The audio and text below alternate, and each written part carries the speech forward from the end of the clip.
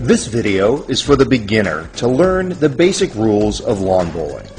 First off, the green holds 6 to 8 rinks, and each rink is 20 feet wide by 120 feet long. Because the bowls that you roll have a bias to them, instead of aiming at the little white ball, you aim at the side, and then watch the ball turn itself right into the jack. The head is built as each player takes turns rolling their bowls. The mat is placed 2 meters from the ditch where the sand is.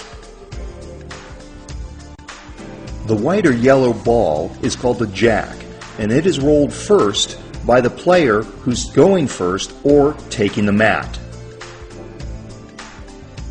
Once the jack is rolled, it is then centered in the rink at least 2 meters from the ditch. The jack must pass the hog line in order to be in play. Each bowl has 2 different size rings on it. The first one is a small ring. It's where the bias turns into. The other one is the large ring, and that's where the bias turns away. This allows the bowler to either have a forehand or a backhand, depending on which way they'd like to go.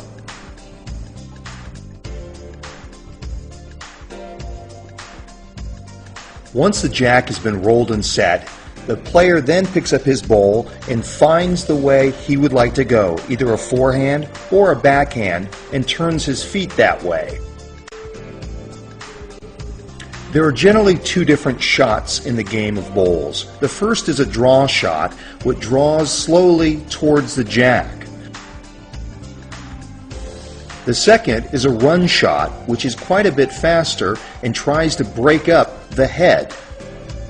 If a bowl goes into the ditch, it's out of play, unless it first touches the jack, and if that's the case, they're both still in play. Both are marked for the players to see. If a bowl goes outside the side marker, it is out of play. And if the jack gets knocked outside the side marker, it's considered a dead end. The whole object of the game is to get closest to the jack. The more bowls you have closer to the jack than your opponents, the more points you get. Scoring can either be the total number of points scored or the number of ends that you play up and back. Well, now those are the basics, so go out and have some fun.